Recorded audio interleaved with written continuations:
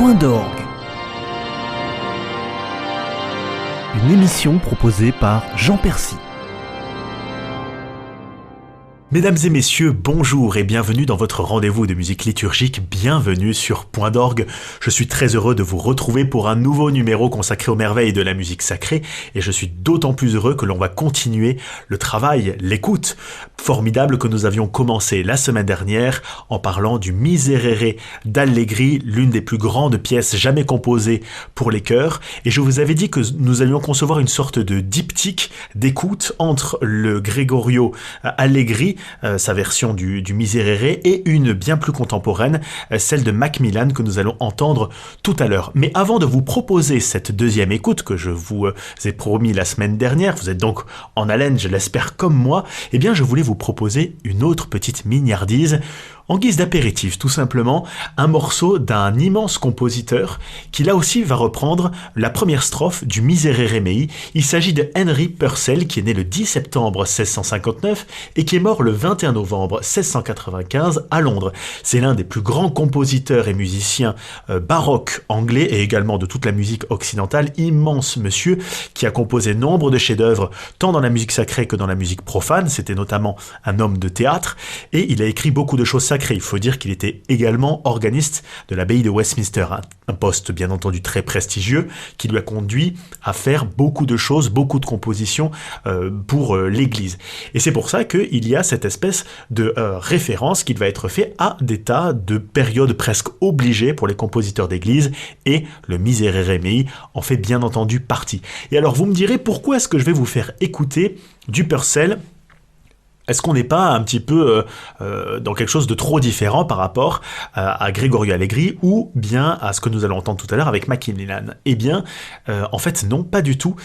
Il s'agit de vous faire une sorte de petite piqûre de rappel de ce que je vous avais dit la semaine dernière. Vous vous souvenez, je vous avais dit que le Miserere d'Allegri, il était très particulier parce que il était écrit dans le style antico. Je vous avais dit que le style antico, le style antique, quand il était fait référence à ce style dans la musique sacrée, c'était une référence au chant de Palestrina. Vous savez, Palestrina, c'est ce grand compositeur de la Renaissance qui était à Rome, qui a été maître de chapelle à peu près partout où il fallait, notamment Sainte-Marie-Majeure, la basilique Saint-Pierre de Rome, et il a fait la transition parfaite entre le chant grégorien, qui avait plus de 1000 ans de répertoire, donc un énorme héritage, et en même temps la polyphonie, c'est-à-dire les voix qui se mêlent les unes aux autres, avec chacune son parcours et qui se mêlent dans la plus parfaite harmonie. Et alors, ce style antico, c'est ça, c'est un petit peu le style de Palestrina. Eh bien, nombreux compositeurs, parmi lesquels Gregorio Allegri, on l'a vu la semaine dernière, mais également Henry Purcell, ont décidé de se plier à cet exercice et de faire une sorte de pastiche, comme s'ils voulaient faire une référence, un hommage à ce style qui est encore aujourd'hui considéré comme l'un des plus purs qu'ait connu la musique. Voici donc la lecture dans le style antique du Miserere Mei de Henry Purcell.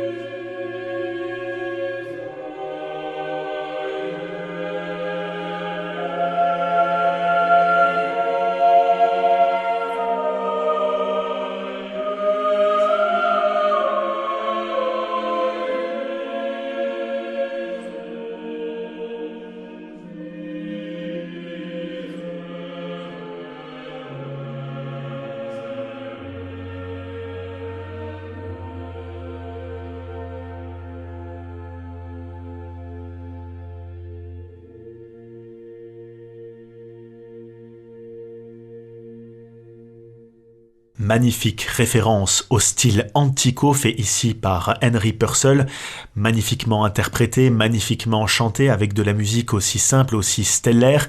Évidemment, si je ne vous avais pas dit qu'il s'agissait de ce compositeur, peut-être que comme moi, vous auriez eu du mal à trouver tellement l'exercice est bien fait et on se retrouve finalement dans les pantoufles de la tradition musicale. C'est ça qui est extraordinaire avec la musique, c'est-à-dire qu'il y a à chaque fois une référence plus ancienne. Ici, eh bien, Purcell fait référence référence à Palestrina, qui lui-même fait référence au chant grégorien. Il y a cette espèce de filiation dans la musique qui reste absolument extraordinaire et qui fait que, eh bien, les musiciens se répondent les uns aux autres.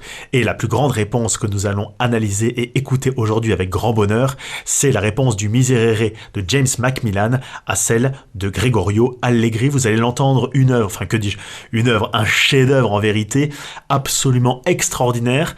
Et c'était pas facile à faire parce que vous doutez bien que quand vous composez quelque chose avec un passif aussi lourd que celui d'Allegri, eh bien entendu, il s'agit d'une sorte d'Everest à franchir. Et quand on compose ça, évidemment, il est dur de pas composer en se disant ce qui s'est fait avant et en se disant il faut que je fasse au moins aussi bien.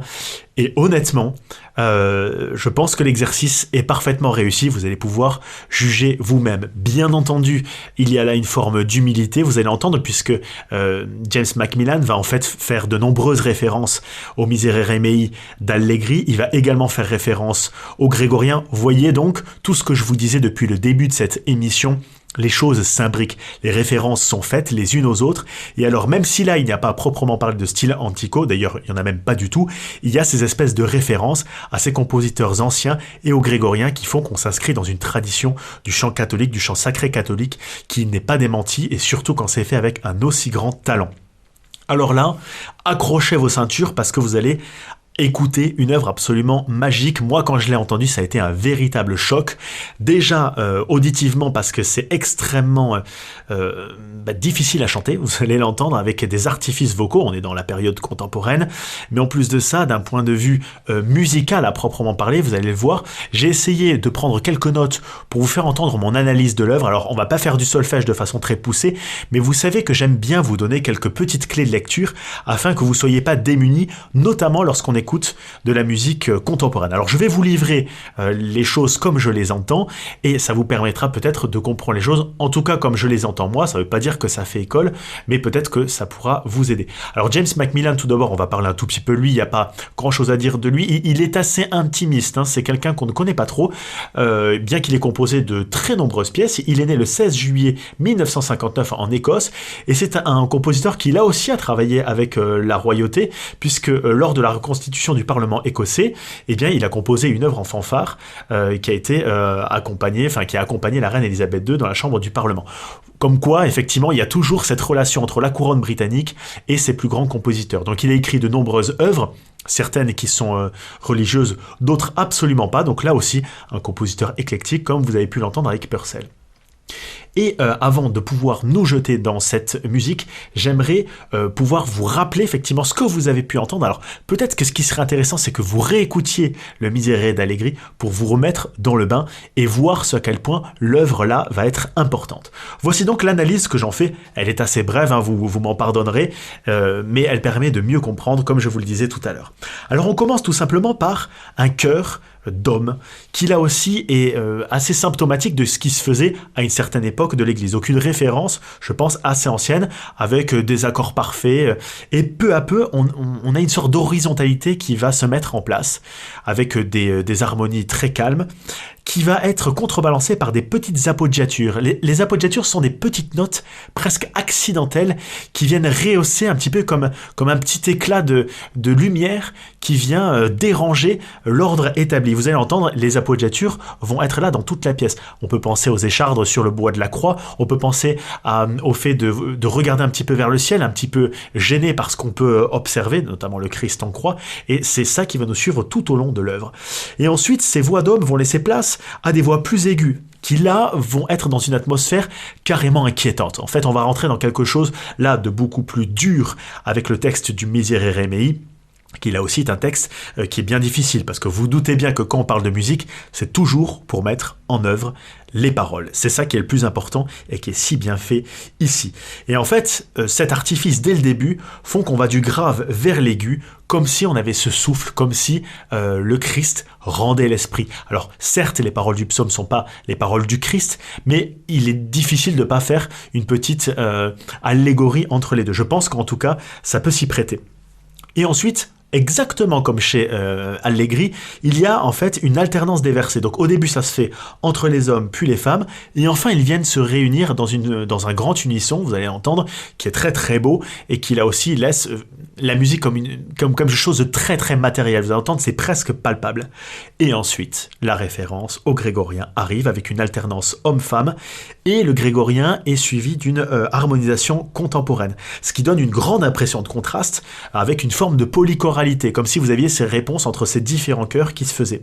Donc c'est une référence à peine cachée au Miserere d'Allegri, qui lui-même avait déjà pris cette alternance de grégorien et de polyphonie. Et ensuite, après cette référence au grégorien, on revient à la polyphonie et on reconnaît le thème qu'on a esquissé dès les premières mesures de cette œuvre, et les retards se mêlent aux appoggiatures. Ce sont là aussi des artifices qui sont un petit peu plus doux que les appoggiatures, qui viennent un petit peu caresser l'oreille avec une forme de tension et de résolution qui là aussi sont avec beaucoup d'alternance. C'est une pièce qui comporte de nombreux artifices comme ça, alors notamment dans l'écriture contemporaine. Alors vous avez des changements de mesure qui sont assez fréquents, de style, je l'ai dit, avec des références au grégorien et des choses plus contemporaines, de voix, avec des trémolos, par exemple, la voix qui va se mettre à vibrer, des larges ambitus, des appoggiatures, je vous le disais.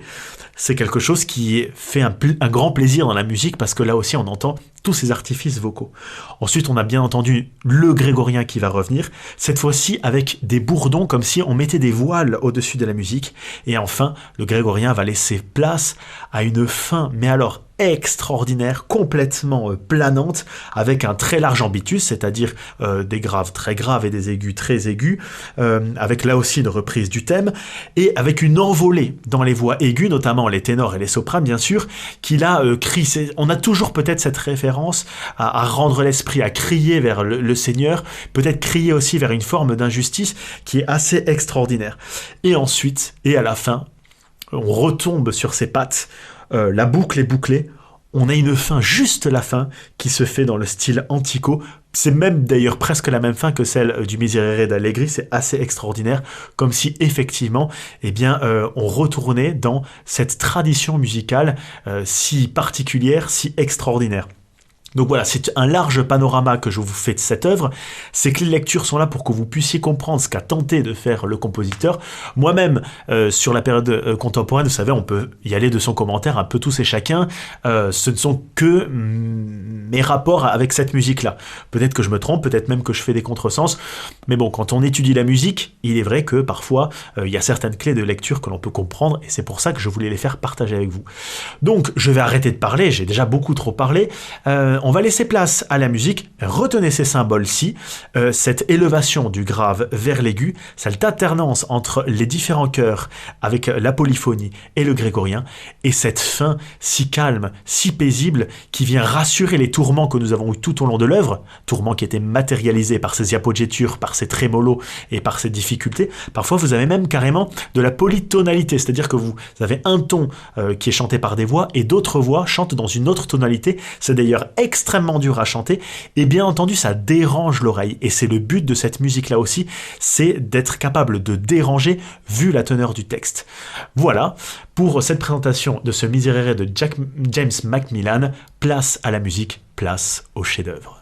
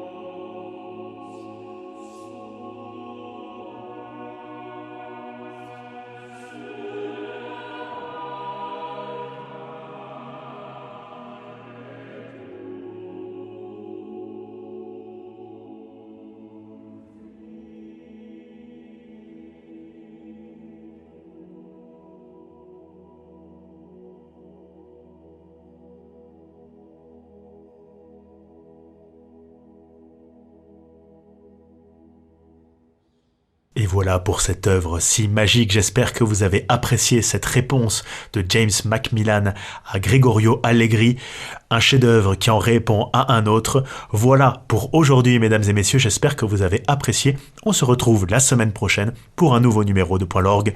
D'ici là, portez-vous bien.